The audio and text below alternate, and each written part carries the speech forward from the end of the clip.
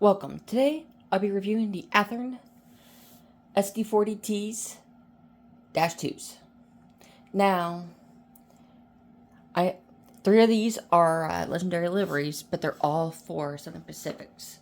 So the very front in the red and yellow is the Catachrome, and the Daylight is sitting right behind that, and to both our rights is the Black Widow. So, one thing that I will definitely say, they are a really good locomotive, but they're very, very light, and they don't have, if you have any inclines on your track, and you have a very, very large amount of cars in the back behind it, it will struggle if it's able. But, I mean, if you're starting out, these would be a perfect way to start. These Athearn SD40T-2s, they're a perfect way to start. I mean,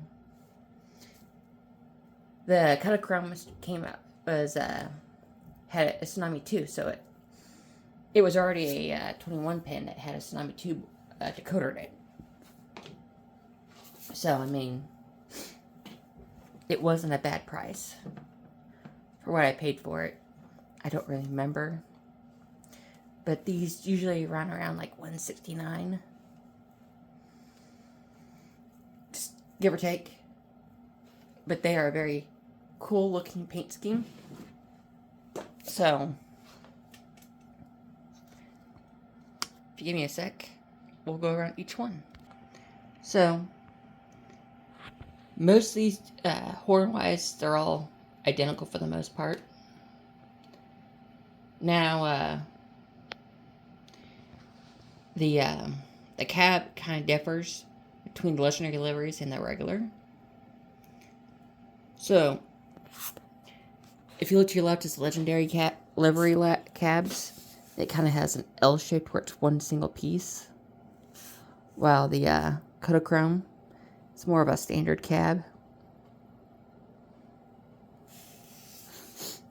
Now, before you say, well, this like those L-shaped windows, it was actually, SP had their SD45Xs, their experimental 45s, they had that L-shaped window. So, I mean, it wouldn't surprise me if Southern Pacific had others, but I do like this paint scheme on it. I like that Black Widow paint scheme.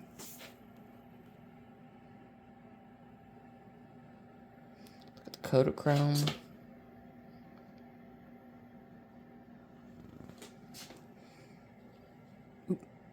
That red line going across.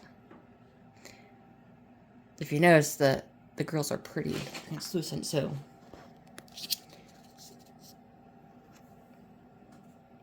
if you tell, you can see my hand go through there.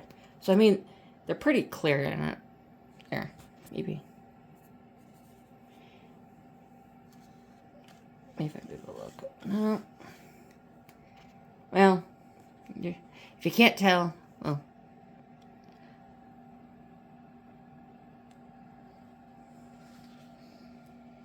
But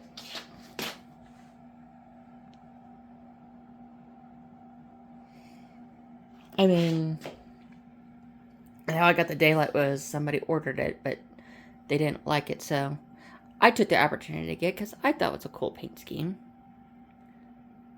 See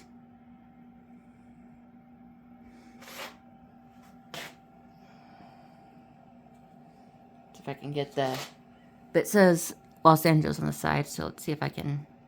There you go.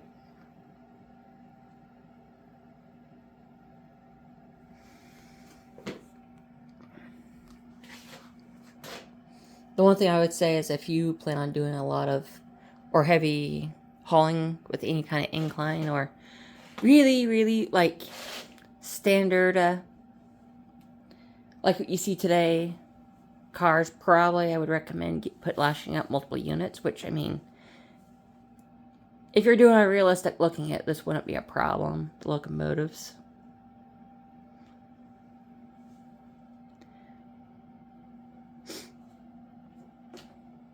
Each one has the rear plow on it.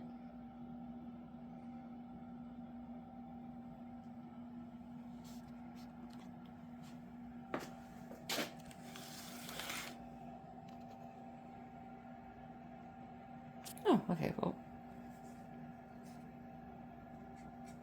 Okay, there you go. You can see the vents on them. They are transparent.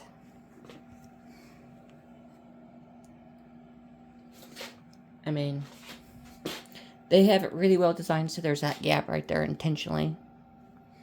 These are really cool looking locomotives. I mean, besides just the fact that the with a speaker in it, they weigh about 15 ounces. Well, 15.6 ounces. And I believe the if you don't have a speaker in it, it weighs like 17.4. So I mean, you can always add weight more to it.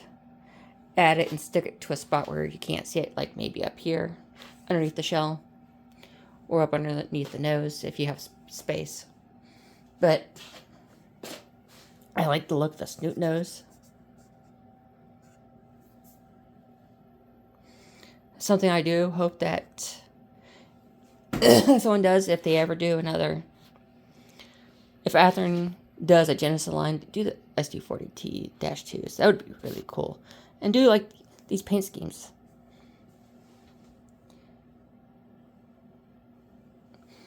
And I mean, Skeleton just did their tunneling units, which what that T stands for.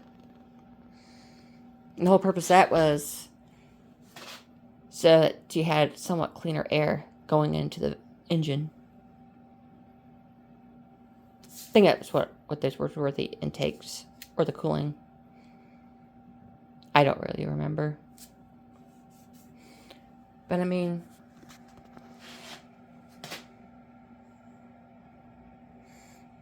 for an Athearn and for 169, it's not a half bad looking locomotive.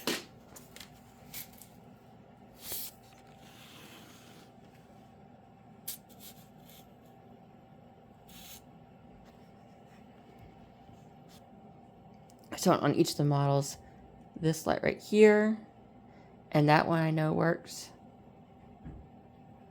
I don't remember if the number boards light up or not.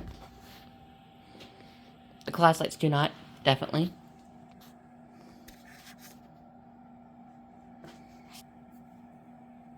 And both these lights work. I don't know about the red. I would have to open up the shell again to look.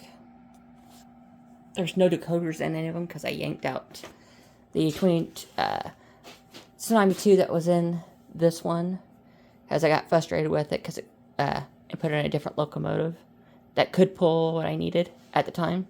Then I moved that decoder to another. So I am slowly going to put Blunamis in all 4 of these, so and they would all run together. I just need to get 4 EMD or EMD2. I gotta look up which prime mover they have and use that as my reference. But to wrap things up, if you enjoyed this video, hit that like button. I encourage you to subscribe. I enjoy when you guys comment, communicate. Enjoy the rest of your day.